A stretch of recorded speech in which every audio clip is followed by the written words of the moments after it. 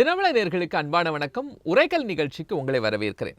COVID-19 India முழுவதும், இன்னும் சொல்லப்போனால் உலகம் முழுவதும் எந்த அளவுக்கு மிகப்பெரிய தாக்கத்தை ஏற்படுத்தியது, உயிரிழப்புகளை உருவாக்கியது அப்படின்னு அனைவரும் அறிந்திருக்கிறோம். அதனால் ஏற்பட்ட பின்விளைவுகளை இன்றும் உலகம் சந்தித்து கொண்டுதான் இருக்கு. அந்த நேரத்தில் மீண்டும் கோவிட் பரவ துவங்கி இருக்கிறது. அதனால தொற்றினுடைய எண்ணிக்கை கிட்டத்தட்ட 4000 கிட்ட உயர்ந்திருக்கு இந்தியாவில் மட்டும் அப்படின்னு சொல்றாங்க. இதற்கு அரசு பயப்பட தேவையில்லை அப்படிங்கிற மாதிரி சுகாதாரத்துறை சொல்லிட்டு இருக்கிறாங்க. ஏன், என்ன மாதிரியான அடுத்தபடியான நடவடிக்கைகளை ஈடுபடணும், மக்களுக்கு என்ன விழிப்புணர்வை ஏற்படுத்தணும், இது அச்சப்பட வேண்டிய ஒன்றா, இல்லை கடந்த காலங்களை போன்று நாம் மிக பெரிய அளவில் பயப்பட தேவையில்லையா அப்படிங்கிற பல்வேறு கோணங்களை நம்ம விவாதிக்க இருக்கிறோம். கோவிட் பாதிப்பு 4000 ஆனது, பயப்பட வேண்டாம் என்று தான் அப்போதும் சொன்னார்கள் அப்படிங்கிற விவாதத்தில் தான் நம்ம பேச இருக்கிறோம்.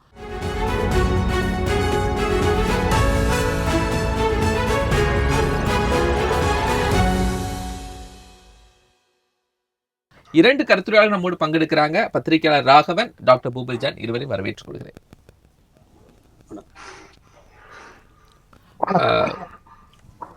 நான் திரு பூபல் ஜான் சார்ட்ட இருந்தே வார மருத்துவர்கிட்ட 4000 கோவிட் கவுண்ட் வந்திருக்கதா சொல்றாங்க. எப்படி இதை அனலைஸ் பண்ணியிருக்காங்க, எப்பத்துல இருந்து ஸ்டார்ட் ஆச்சுது, எங்க டென்ஸா இருக்கு சார்? இப்ப கோவிட் பொறுத்த வரைக்கும் பாத்தீங்கன்னா, அது இந்த மகாராஷ்டிரா, மத்திய கேரளா, இந்த மாதிரி சவுத்தில் சில இடங்கள்ல வந்து ஒரு பாக்கெட்ஸில் வந்து கோவிட் இருக்குது. அது பிளட் டெஸ்ட் பண்ணி பார்க்கும்போது சாதாரணமாக இப்போ வந்து இந்த சமயத்தில் வந்து ஒரு மழைக்காலம் முடிஞ்சு, வெயில் காலம் முடிஞ்சு மழைக்காலம் வரும்போது ஒரு செக் பண்ணி பார்க்கும்போது அந்த கேஸினுடைய அது வந்து அளவு வந்து கொஞ்சம் அதிகமாச்சு.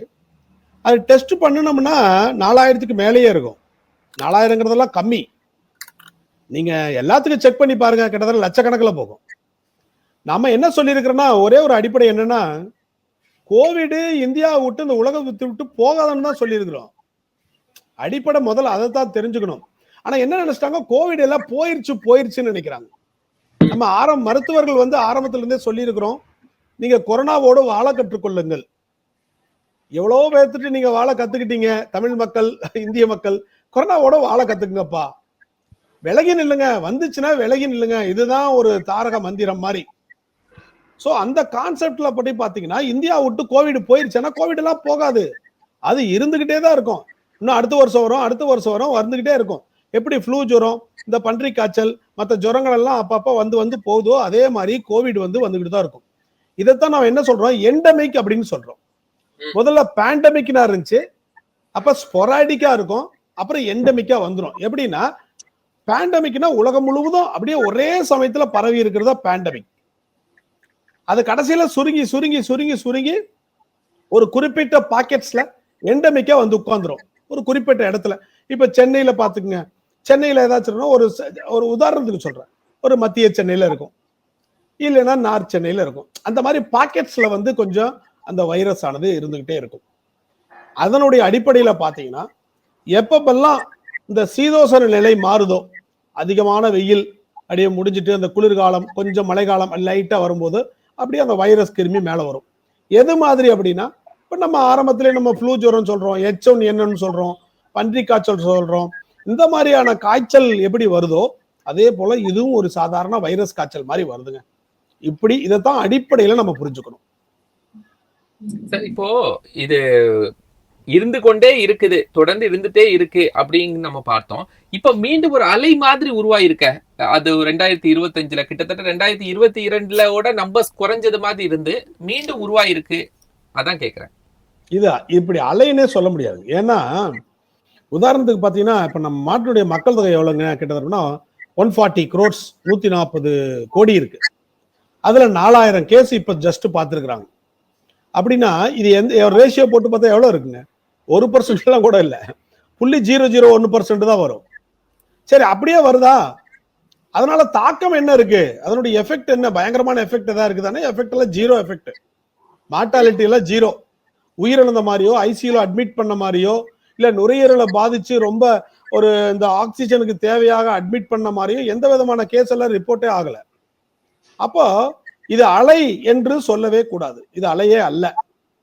இது என்னன்னா ஒரு சும்மா ஒரு ஜஸ்ட் ஒரு ரைஸ், அவ்வளவுதான், லைட்டா. அது வந்து சாதாரண இப்ப நம்ம இதுலயே பாத்தீங்கன்னா நிறைய ஜுரம் சளி ஜுரம் எல்லாம் வந்துட்டு போறாங்க பேஷண்ட்ஸ் எல்லாம் நாங்க பாக்குறோம். அதுல சாதாரண ஃப்ளூ ஜுரம் மாதிரி தான் இதுவும். அந்த மாதிரி தான் இதை ட்ரீட் பண்ணணும். ஃப்ளூ ஜுரத்துல எப்படி ட்ரீட் பண்றோம்? தலைவலி, தொண்டை வலி அந்த மாதிரி சாதாரணமா வந்து ஒரு ஒரு 2-3 நாள் இருந்துட்டு அப்படி நம்மளை விட்டு போயிடும். அதே தாங்க இந்த கொரோனா கூட பாத்தீங்கன்னா சார் 2வது அலை தான் சார் நம்மளை அதிகமா ஒரு பயமுறுத்திருச்சு. இந்த டெல்டா வேரியன்ட் தான். முதல் அலைக்கெல்லாம் நம்ம வந்து சாதாரணமா சிரிச்சுக்கிட்டு இருந்தோம், ஒன்றும் இல்லை, ப்ராப்ளம் இல்லை. உலக நாடுகள் 2ஆம் அலைகள் வந்து மிகப்பெரிய அடின்னு அடிச்சது.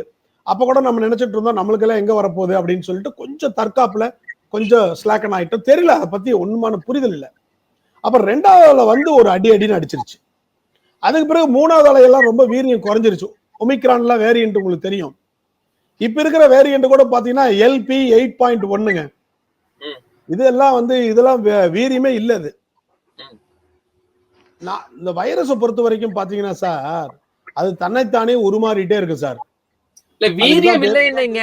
ஆனா அந்த 4000 கவுண்ட் 32 பேர் பலி அப்படிங்கிற ஒரு எண்ணிக்கை சொல்றாங்களே சார். அதாவது சார் பலி வந்து பாத்தீங்கன்னா 32 பேர் இருந்துட்டுன்னா இந்த கொரோனா வைரஸினுடைய தன்மையினாலேயே இறந்திருக்க மாட்டாங்க. பியூர் அண்ட் பியூர் கொரோனானால இறந்திருக்கவே மாட்டாங்க. அது அப்படியே அது பார்த்தா 0% தான் இருக்கும். அவங்க ஆல்ரெடி ஒரு ஐசியூல அட்மிட் ஆயிருப்பாங்க, ப்ராப்ளங்கள் இருக்கும், வேற ஏதாச்சும் வியாதிக்காக அட்மிட் பண்ணி தொடர்ச்சியா ட்ரீட்மெண்ட் எடுத்துட்டு இருப்பாங்க. ஒரு ஃபீவர் வந்திருக்கும், செக் பண்ணி பார்த்தா கொரோனா அஃபெக்டடா இருக்கும். அப்ப டெத் வந்து it is not due to corona per se. அதான் ரொம்ப முக்கியங்க. ஒரு முழுக்க ஒரு இளைஞர், ஒரு 20 வயசு இளைஞர், எந்த விதமான இணை நோய்களே இல்லை, அவருக்கு மட்டும் கொரோனா வந்து தாக்கி கொரோனாவனாலே இறந்துட்டாரு அப்படிங்கிற கேஸ் எத்தனை? அப்படி கிடையாது. கொரோனானாலே இறந்துட்டார் சார், வேறு எந்த கஷ்டம் இல்லை சார், இவருக்கு வந்ததே கொரோனா சார் அப்படிங்கிற மாதிரி இல்லை சார். அதனால இந்த 34 இறப்புன்னு சொல்லும் போது இணை நோய்கள் அந்த மாதிரி சார். இப்ப கூட நீங்க பாருங்க, நீங்க ஹாஸ்பிட்டல் ஐசியூல அட்மிட் ஆயிருக்காங்க, சளி ஜுரம்னு வேற வியாதிகள் அட்மிட் ஆயிருப்பாங்க, kidney problem, liver problem, lung problem, இதுக்கெல்லாம் அட்மிட் ஆனாலும் கொஞ்சம் ஜுரம் வந்துச்சுன்னு வச்சுங்க, செக் பண்ணி பாருங்க, பாசிட்டிவா இருக்கும். பாசிட்டிவா தான் இருக்கும். சரி, அதனாலதான் நம்ம சொல்லுவோம்.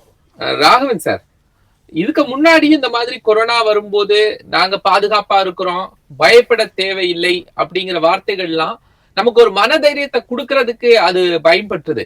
இருந்தாலும் அந்த நோயினுடைய வீரியம், அந்த கிருமியினுடைய வீரியம் அப்படிங்கிறது நம்ம கணக்கிட முடியாத அளவுக்கு, இதுவரை பார்த்திராத முடியாத அளவுக்கு மிக பெரியதாக இருந்துச்சு.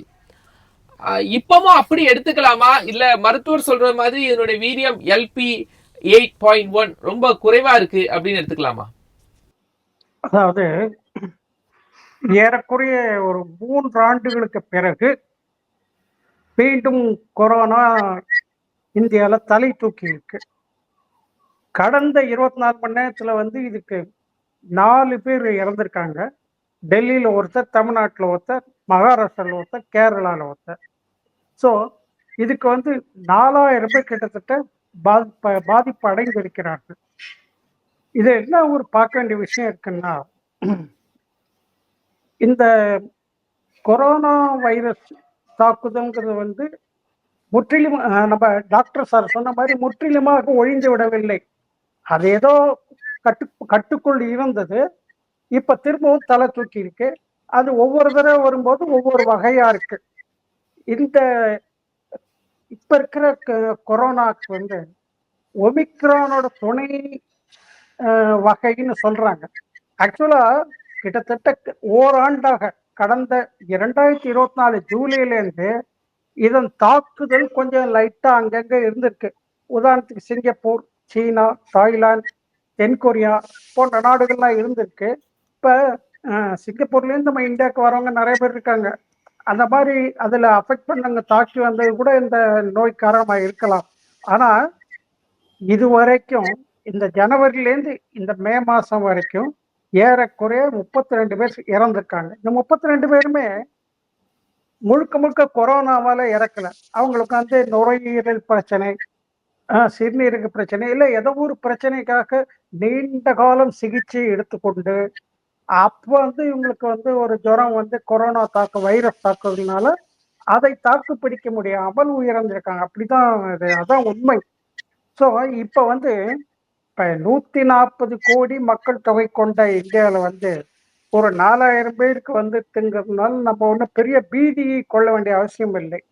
ஆனால் இந்த கொரோனா கட்டுப்பாட்டு கொண்டு கொண்டு வருவதற்கும் இதை தடுப்பதற்கும் நாம் முன்னெச்சரிக்கையாக இருக்க வேண்டும். அதுதான் இப்போதைய ஒரு முக்கியமான விஷயம். சார், ரெண்டாவது, முதல்லயும் கொரோனாவுடைய பாதிப்பு துவக்கத்துல இருக்கும்போது நம்பர்ஸ் இந்த மாதிரி குறைஞ்சிட்டே தான் இருந்துச்சு, குறைவான எண்ணிக்கை தான் வந்துச்சு. திடீரென்று அந்த வைரஸினுடைய அந்த தன்மை அதிகரித்து அந்த எண்ணிக்கை ரொம்ப பன்மடங்கா உயர்ந்துச்சுல்ல. அப்படி இது உருவாகிறதுக்கான எந்த பாசிபிலிட்டிஸும் இல்லை அப்படின்னு பாக்குறீங்களா? ஆமா, கண்டிப்பா அதுக்கு அப்ப அந்த மாதிரி அதாவது முதல் தடவை கொரோனா வந்தப்ப நம்ம கொஞ்சம் அசால்ட்டா இருந்தோம். அடுத்த தடவை மீண்டும் அந்த அலை வந்தப்ப நம்ம உஷாராயிட்டோம்.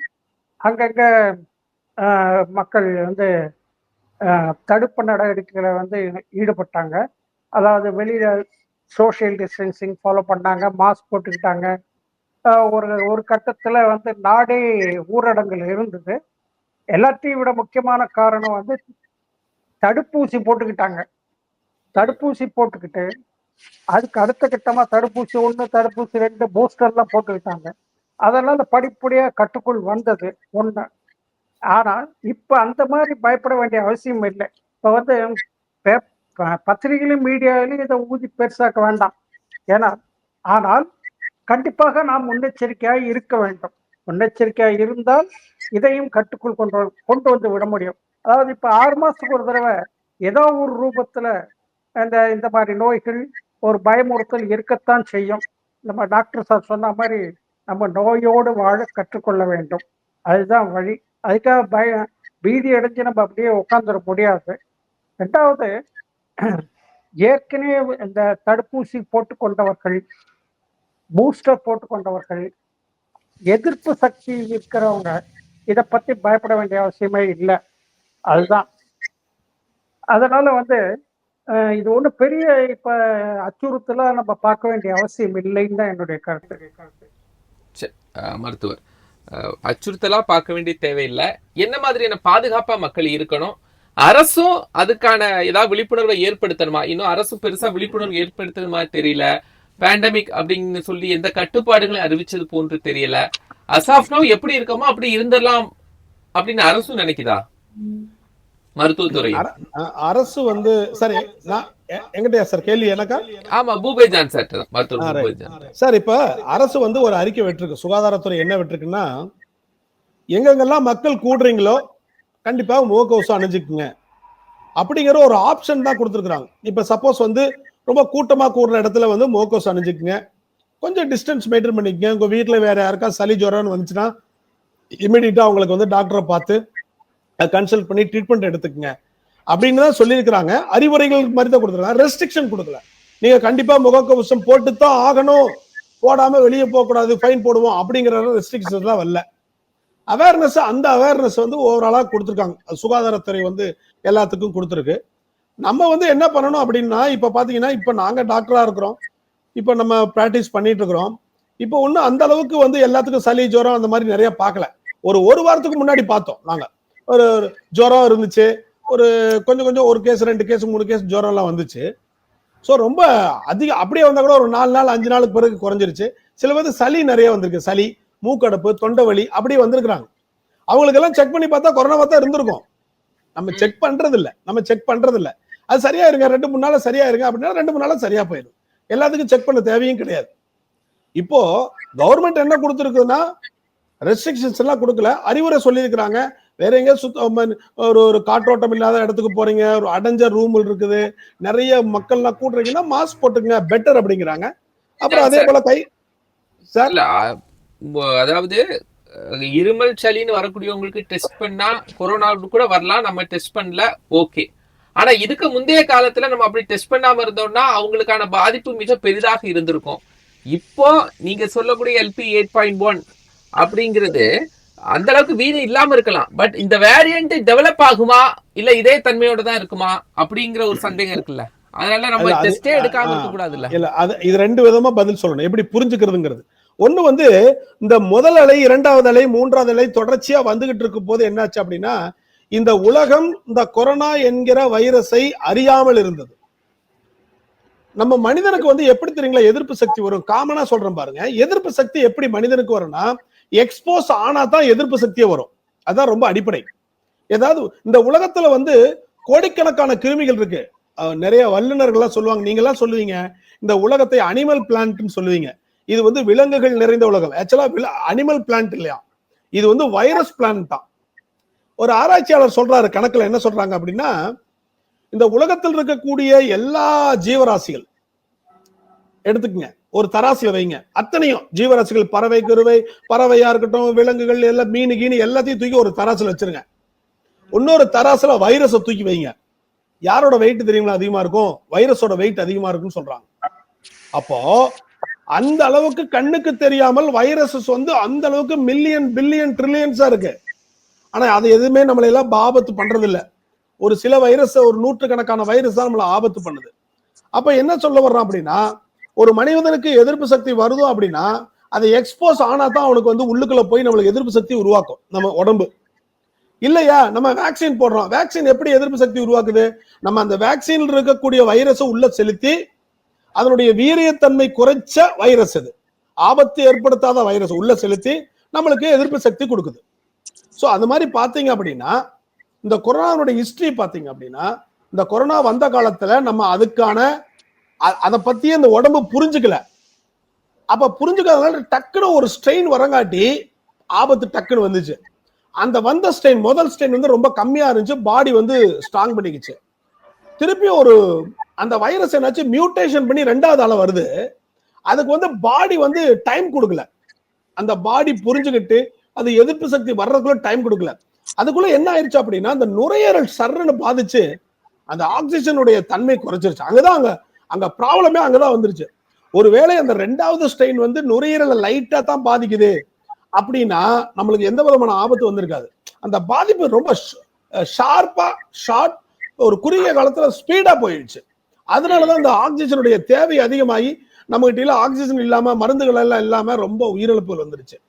இப்ப அதுக்கு பிறகு வந்த காலகட்டத்தை பாருங்க, அது வரலாறு என்ன சொல்லுது அப்படின்னா, அதுக்கு பிறகு வந்த நிறைய மியூட்டேஷன், நிறைய ஒரு நூற்றுக்கணக்கான மியூட்டேஷன் ஆயிருச்சு. அது எல்லாமே வலுவிழந்து தான் வந்துருச்சு. அந்த டெல்டாக்கு பிறகு வந்திருக்கக்கூடிய ஒமிக்ரான், நீங்க சொன்னது 22க்கு பிறகு நிறைய வந்துச்சு கொரோனா வைரஸ். அந்த மியூட்டேஷன் பவர் கம்மியா இருந்துங்கறீங்க. ஆமா, அதே அதனுடைய வழியில வந்துதான் எல்பி 8.1, 8.2, இன்னும் அதுக்கடுத்து வர்றது எல்லாமே இனி வரக்கூடிய இதுல எல்லாமே வந்து என்ன, இது குறைவா தான் இருந்துட்டு இருக்குது. அப்போ நம்ம ஒரு அனுபவத்துல ஒண்ணு சொல்ல வர்றோம். என்ன சொல்ல வர்றோம்னா, அந்த முதல்ல வந்தது, ரெண்டாவது வந்து பெரிய சர்ஜ், அதற்கடுத்து வந்தது எல்லாமே வந்து அதனுடைய வீரியம் குறைஞ்சுக்கிட்டே வருது. கிளாசிக்கலா பார்க்க போனா பிராக்டிக்கலாவும் வீரியம் குறைஞ்சுதான் இருக்கு. அப்ப அதை வச்சு என்ன சொல்ல வர்றேன்னா, இனி வரக்கூடிய அந்த மியூட்டேஷன் எல்லாமேங்கிறது வந்து வீரியம் குறைஞ்சுதான் போகும் அப்படிங்கிற ஒரு புரிதல், அது ஒண்ணு. சரி, அதே சமயத்துல அதை மட்டும் நினைச்சிட்டு நம்ம அஜாக்கிரதையா இருந்துடக்கூடாது. நீங்க சொல்ற மாதிரி அதை மட்டும் விட்டுட்டு வைரஸ் வீரியம் குறைஞ்சு வச்சு நம்ம வந்து as a intellectual, நம்ம கல்வியறி படிச்சவங்க நம்ம அஜாக்கிரதையா இருந்துக்கூடாது. அப்ப நம்மளும் கொஞ்சம் அவேர்னஸா இருந்துக்கணும். எப்படி அவேர்னஸா இருந்துக்கணும் அப்படின்னா, அப்கோர்ஸ் நீங்க சொன்ன மாதிரி, நம்ம சொன்ன மாதிரி முகக்கவசம், கைகளை கழுவுதல், கொஞ்சம் விலகி நிற்கிறது, கூட்டங்கள் இல்லாம இருக்கிறது, காற்றோட்டமான வசதிகளில் வாழ்வது, ஜன்னல்லாம் திறந்து விடுறது, இது போன்ற ஒரு ப்ரிகாஷனரி மெசர்ஸ், முன்னெச்சரிக்கை நடவடிக்கைகள் நம்ம எடுத்துக்கிட்டு இருக்கும்போது நம்ம ஆட்டோமேட்டிக்கா அதுல இருந்து தப்பிச்சுக்கலாம். அது இல்லாம தேவைப்படும் பொழுது அதுக்கான பரிசோதனை, யார் யாரெல்லாம் இந்த எல்லாத்துக்குமே பரிசோதனை பண்ணலாமா, தேவையே கிடையாது. இப்ப சார் ஐசியூல அட்மிட் ஆயிருக்காங்க, ரொம்ப கிரிட்டிக்கலா இருக்கிறாரு, அவருக்கு ஜுரம் வருது, உடனே பாருப்பா ஏதாவது கொரோனா அஃபெக்ட் ஆயிருக்கு போகுது அப்படின்னு பார்த்தா ஒரு டெஸ்ட் பண்ணி, ஸ்வாப் டெஸ்ட் பண்ணி பார்த்தா கொரோனா இருக்கா இல்லையான்னு தெரிஞ்சிடும். அப்ப அதை பேஸ் பண்ணி இன்னும் கொஞ்சம் அவேர்னஸா இருந்துக்கலாம். சோ இப்படித்தான் நம்ம பார்க்கணுமே ஒழிய, இப்படித்தான் நம்ம அதனுடைய புரிதலா நம்ம பார்க்கணுமே ஒழிய, இதான் ஒரு இன்டலெக்சுவல் அப்ரோச், ஒரு அறிவு சார்ந்த, ஒரு புரிதல் சார்ந்த ஒரு அப்ரோச், இப்படித்தான் இருக்கணும். சரி சார், இப்போ நீங்க சொன்னீங்க அதனுடைய வீரியம்லாம் குறைஞ்சிருச்சு, மியூட்டேஷன் குறைஞ்சிருச்சு அப்படின்னு சொல்ற இந்த நேரத்துல இந்த நம்பர்ஸ் வந்தது இப்ப பெரிய பேசு பொருளா மாறி இருக்கு. கேரளா, ராஜஸ்தான் எல்லா பகுதிகளிலும் பெரிய பேசு பொருளா மாறி இருக்கு. கேரளால எல்லாம் அதுக்கான ஒரு ரெஸ்ட்ரிக்ஷன் எல்லாம் கொடுக்க ஆரம்பிச்சுட்டாங்க. அப்போ மியூட்டேஷன் குறைந்த ஒரு இது, எந்த பாதிப்பும் ஏற்படுத்தாத ஒரு கிருமி, பெரிய அளவுல பாதிப்பு ஏற்படுத்தாத ஒரு கிருமிக்கு இந்த அளவுக்கான பேசு பொருளை உருவாக்குறது ஏன்? நம்ம வெறும் செய்திகளுக்கு அடிப்படையில் இந்த விவாதத்தை செய்யல. நல்லதுதான் சார். ஏன்னா சார், ஒரு ஒரு விஷயத்தை வர்றதுக்கு முன்னாடி பல ஆங்கிள் விவாதிக்கல தப்பு இல்லையே. சீன அறிஞர் சொல்லுவான், அருமையான சொல்லுவான், 100 கருத்துக்கள் முட்டி மோதட்டும், ஒரு பூக்கள் மலரட்டும் அப்பல மாசேத்துக்கு சொல்லுவார். எதுக்கு அதுன்னா, அதை நல்ல விதத்துல எனி பேச்சு, எந்த விதமான டிஸ்கஷனும் ஒரு கன்ஸ்ட்ரக்டிவ் டிஸ்கஷன், கிரிட்டிசிசம் இல்லாம ஒரு ஒரு கன்ஸ்ட்ரக்டிவா ஒரு முற்போக்கான விவாதம் இருந்தா நல்லதுதான். அதை பத்தி விவாதிக்கலாம். அதுதான் அவேர்னஸ். அந்த முற்போக்கான விவாதங்கள் எல்லா இடத்துலயும் பரவலா இருக்கணும். இப்போ ஒரு இஷ்யூஸ் வந்துருச்சு, ஒரு 4000 வருது, இப்ப நம்ம ஒரு பேசும் பொருள் ஆக்கி இருக்கிறோம், தினமலர் வந்து இது பண்ணிருக்கு, இது ஒரு பாசிட்டிவ் ஸ்டெப் தான். அப்ப இதை பற்றி விவாதிக்கும் பொழுது மக்களும் இருக்கட்டும், அரசாங்கமா இருக்கட்டும், மத்த இருக்கக்கூடிய பத்திரிகையாளர் எல்லாரும் ஒரு அவேர்னஸ் கிரியேட் பண்றோம் இல்லைங்க. அப்ப அவேர்னஸ் கிரியேட் பண்ணும்போது நம்ம ஸ்லாக்னஸ் எங்கேயும் ஆயிடக்கூடாது. அப்ப பேசும் பொருள் என்பது ஒரு கன்ஸ்ட்ரக்டிவ் மெத்தடாலஜில அது மூவ் பண்ணணும்னா அது டெஃபினட்டா நம்மளுக்கும் இல்லை, எல்லாத்துக்கும் சொசைட்டிக்கும் நல்லதுதான். ராகவன் சார், பத்திரிகையாளர்கள் பேசுபொருள் ஆக்கிட்டாங்க, மருத்துவர் பேசுபொருள் ஆக்கிட்டாங்க. ஆனால் இந்த இனிஷியேட்டிவ் எல்லாம் பேசுபொருளாகவும் கொண்டு போகணும் அப்படின்னா அது அரசினுடைய சுகாதாரத்துறையினுடைய கண்ட்ரோல்ல இருக்கு. ஒட்டுமொத்தமா இந்திய அரசு செய்யணும், அதுக்கப்புறம் அந்தந்த பர்டிகுலர் மாநிலங்கள் செய்யணும். அந்த முயற்சிகள் எல்லாம் எடுக்கணுமா, இல்ல முன்னாடி மாதிரியே சொல்லிட்டு இருக்கலாமா? இல்ல, அதாவது இப்ப நம்ம ஏற்கனவே பேசினபடி இதோட பாதிப்பு வந்து ரொம்ப கம்மியாக தான் இருக்கு. கிட்டத்தட்ட இந்த ஜனவரிலேயே இந்த வைரஸோட அட்டாக் லைட்டாக இருந்தால் கூட உலக சுகாதார நிறுவனம் என்ன சொல்லுதுன்னா, கிட்டத்தட்ட அதோட பாதிப்பு 10% இருக்கு, இப்போ அதிகரிச்சிருக்கு அப்படின்னு சொல்றாங்க. அந்த 10% அதிகரிச்சிருக்குன்னா உடனே நம்ம பயப்பட வேண்டிய அவசியம் இல்லை உலக அளவுல. அதுல வந்து நம்ம என்னன்னா கொஞ்சம் ஒரு பீதி அடையாம கொஞ்சம் விழிப்புணர்வோட இருக்கணும். ஒண்ணு, இப்ப அதாவது 140 கோடி மக்கள் தொகை கொண்ட இந்தியாவில் வந்து இன்னைக்கு 4000 பேருக்கு வந்திருக்கு. அதை வந்து நம்ம வந்து அதை வந்து பெரிய அது இருக்கதான் செய்யும். அது ஒன்றும் பெரிய எண்ணிக்கை இல்லை. ஆனால் இந்த எண்ணிக்கை மெல்ல மெல்ல மெல்ல மெல்ல பெருகி விடாமல் தடுக்க வேண்டிய பொறுப்பு நமக்கு இருக்கு. அதுக்கு என்னன்னா, முதல்ல மக்கள்கிட்ட வந்து ஒரு விழிப்புணர்வு வேணும். அந்த விழிப்புணர்வு எப்படின்னா, ஒரு பொதுவா பொது வெளியில போகும்போது மாஸ்க் போட்டுட்டு போகலாம். 2வது சோசியல் டிஸ்டன்ஸை கடைபிடிக்கலாம். அப்புறம் கை கழுவுது, சானிடைசர், வெளியில போயிட்டு வந்தா சானிடைசர்ல கை தொடச்சிக்கிறது. அது தவிர ஏற்கனவே பூஸ்டர் வேக்சின் ஊசி போட்டிருந்தாங்கன்னா அவங்க ஊசி போட்டுக்கலாம், பூஸ்டர் போடாதவங்க பூஸ்டர் போட்டுக்கலாம். ஆனால் இது வந்து மக்கள் எடுக்கக்கூடிய ஒரு நடவடிக்கை. அதே நேரத்துல அரசு, மத்திய மாநில அரசுகள் என்ன பண்ணணும்னாக்க, இந்த வைரஸ் தாக்குதல் வந்து ஒன்று பெரிய ஒரு ஆபத்தை உண்டு பண்ணாது என்று சொன்னாலும் கூட, இந்த எல்லா நாடு முழுவதும் இந்த தடுப்பூசிகள் இருக்கின்றனவா, அதாவது அப்புறம் மூச்சுத்திணறல் போன்ற பிரச்சனைகள் வந்தால் அதை சமாளிக்க ஆக்சிஜன் இருக்கா, போதிய படுக்கை வசதிகள் இருக்கா, அப்படிங்கிற உள்கட்டமைப்பு வசதிகள் சரியாக இருக்கின்றவா என்பதை இப்பவே அதுக்கு தயாராகணும். அவ்வளவுதான். அதுக்காக நம்ம பயப்பட வேண்டிய அவசியம் இல்லை. ஆனால் வரும் முன் காப்போம் அப்படிங்கிறது தான் நம்மளுடைய பாலிசியா இருக்கு. ஆனா அதே நேரத்தில் அரசு, மத்திய அரசு, மாநில அரசு என்ன சொல்றாங்கன்னா, நீங்க அதை வந்து மாஸ்க் போட்டுக்கிறதோ இல்லை வந்து பொது இடங்கள்ல வந்து டிஸ்டன்ஸை மெயின்டைன் பண்ணும்போது நீங்க உங்களை பார்த்துக்கங்க, இது கட்டாயம் அல்லன்னு சொல்றாங்க. ஏன்னா கட்டாயம் அல்லன்னு ஏன் சொல்றாங்கன்னா, பீதியை கிளப்ப வேண்டாம் என்றுதான், அந்த அர்த்தத்தில் தான் சொல்கிறார்கள். அதனால அரசுக்கு இதுல பொறுப்பு இருக்கு. மருந்து மாத்திரைகள், சிகிச்சை முறைகள் இவையெல்லாம் வந்து உள்கட்டமைப்பு வசதியா இருக்காங்கிறத இப்பயிலிருந்து வந்து மத்திய மாநில அரசுகள் தயார்படுத்தி வைத்துக் கொள்வது ஒரு விதத்துல நல்லது. சரி சார். பூபதி ஜான் சார், நாமும் நம்ம நிகழ்ச்சியில மூலமா ஒரு இனிஷியேட்டிவ் எடுத்திருக்கிறோம். அரசு என்ன எடுக்குங்கிறத தாண்டி மக்களுக்கு என்ன அட்வைஸ் சொல்ல விரும்புறீங்க? கண்டிப்பா என்ன சொல்ல வர்றேன் அப்படின்னா, இந்த மாதிரி இந்த சீதோசனம் நிலைமை வந்து இப்பெல்லாம் வந்து அதிகமாயிட்டே இருக்கு. நீங்க பாத்தீங்கன்னா இப்ப உலக நாடுகள்லயே பாருங்க, இந்த யூரோப்ல சரியா இருக்கட்டும், மற்ற இருக்கட்டும், இந்தோனேஷியா, அந்த மாதிரி இடத்துல எல்லாம் வந்து மழை அடிச்சா மழை அடிச்சுக்கிட்டே இருக்கு, வெள்ளம் வந்தா வெள்ளம் போயிட்டே இருக்கு. இப்ப கூட நார்த் ஈஸ்ட்ல எல்லாம் பாருங்க, மணிப்பூர்ல எல்லாம் பார்த்து வெள்ளம் அப்படியே சுத்தி சூழ்ந்துருச்சு. டெல்லியில பார்த்தா 4-5 மாசத்துல பெய்யற மழை வந்து ஒரே நாள்ல 2 நாள்ல பெஞ்சிருச்சு. ஏன் நம்ம பெங்களூர்ல அவ்வளவு ஒரு ஒரு ஒரு 3 வாரத்துக்கு முன்னாடி மழை பெஞ்சு தண்ணி எல்லாம் கட்டுறது வீட்டுக்குள்ளேயே கட்டுறது இடுப்பளவுக்கு போயிடுச்சு. அப்ப இதுல இருந்து நம்ம எப்படி பண்றோம் அப்படின்னா, உதாரணத்துக்கு பொதுவா சீதோஷ நிலைகள், இயற்கை நிலைகள் கடுமையாக மாறிக்கொண்டே இருக்கிறது.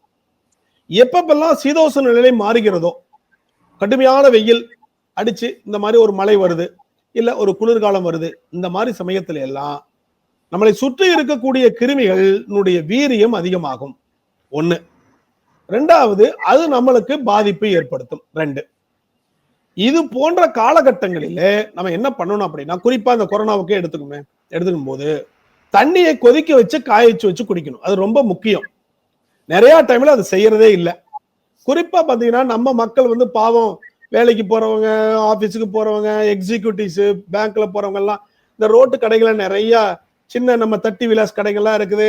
குறைவான விலைக்கு வந்து கொடுக்குறாங்க, இட்லி தோசை எல்லாம் கொடுக்குறாங்க, சாப்பிடுறாங்க. கரெக்ட் தான், ஏன்னா சூழ்நிலைகள் அப்படி இருக்கு. ஆனா அங்க குடிக்கக்கூடிய தண்ணீர் ஒரு சுத்தமாக்கப்பட்ட ஒரு கொதிக்க வச்ச தண்ணீர் அவங்க குடிச்சுட்டாங்கன்னு வச்சுக்கோங்க, கண்டிப்பா 90% வியாதியே வராது. 1. அந்த உணவுகளை மூடி வச்சிடணும். அப்கோர்ஸ் ரோட்டு கடையில் வச்சிருந்தாலும் அந்த உணவுகள் வந்து அன்றே உருவாக்கி அன்றே சமைச்சு அப்பவே சாப்பிட்டுறாங்க, அது நல்லதுதான். ஆனா அதை நான் தப்புன்னு சொல்லல.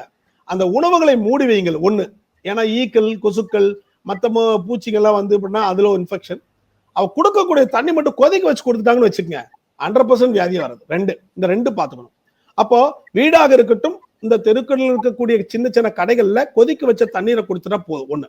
2வது, நம்ம எங்கேயோ வெளியே போயிட்டு போறோம், வீட்டுக்கு போயிட்டு வந்தோம்னா அந்த பழைய காலத்து முறை தான், கைகளை காலுகளை கழுவிட்டு சாப்பிடணும், அவ்வளவுதான். அது 2வது, ஜென்ரலாவே, அது பொதுவாவே அது ஒரு சுத்தமானது. 2.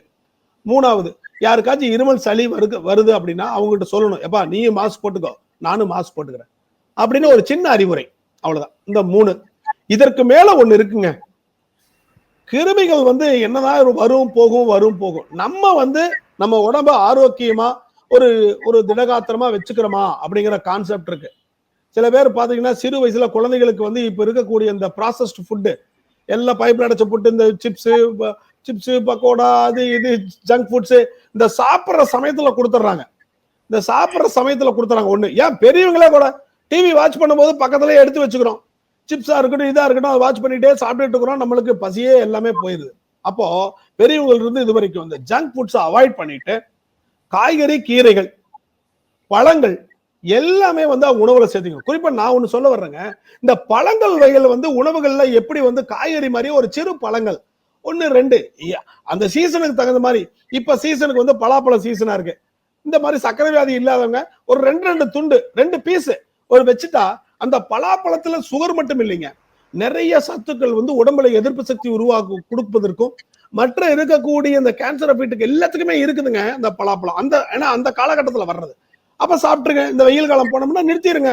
அதனால உணவு வகைகள்ல ஒரு சும்மா சின்ன 2 துண்டு இது சாப்பிட்டுக்கிட்டோம் அப்படின்னா கண்டிப்பாக இந்த மாதிரி பிரச்சனைகள் வரும். இதெல்லாம் எதுக்கு சொன்னா, எதிர்ப்பு சக்தி கூட்டுவதற்காக சொல்லக்கூடிய ஒரு அறிவுரைகள். ஒன்னொன்னு சொல்றேங்க, முக்கியமா தண்ணி ஒரே நிமிஷம், இது மட்டும், தண்ணி மட்டும் நல்லா குடிக்கணுங்க. ஒருத்தர் வந்து 2 to 3 லிட்டர் தண்ணி நல்லா குடிச்சிட்டோம் அப்படின்னா அதுவே உடம்புல இருக்கக்கூடிய கெட்ட கழிவுகளை எல்லாம் நீக்கி நல்ல பொருள்களை எல்லாம் உள்ளே இழுத்து ஜீரணம் செய்து உடம்புக்கு எதிர்ப்பு சக்தி கொடுக்குது அப்படிங்கறது நம்ம தெரிஞ்சுக்கணும். இதுதான் நான் சொல்லக்கூடிய அடிப்படையான அறிவுரை. நன்றி ராகவன் சார். இந்த முறை விவாதத்துல நம்ம பூபஜான் சார்ட்ட கொஞ்சம் விழிப்புணர்வான விஷயங்களை கூட கேட்டிருந்தோம், அதனாலதான் தனியா ஒரு 5 நிமிடம் கொடுத்து நிறைய தகவலை பெற்றிருந்தோம். ஆமா, உங்களுடைய நிறைவான கருத்தை சுருக்கமா பதிவு செய்யுங்க சார். அதாவது இப்ப என்னை பொறுத்த வரைக்கும் இந்த இப்ப லேசாக பரவத்துடன் உள்ள ஒமைக்ரான் துணை வகை சேர்ந்த கொரோனா பற்றி பொதுவாக யாரும் பீதி அடைய தேவையில்லை. உடம்புல வந்து நோய் எதிர்ப்பு சக்தியை நம்ம கட்டுக்குள் வைச்சிருந்து வெளியில வந்து உணவு சாப்பிடாமல் இருந்து சார் சொன்ன மாதிரி அந்த எப்போதும் காய்ச்சி நீரை குடித்து போன்ற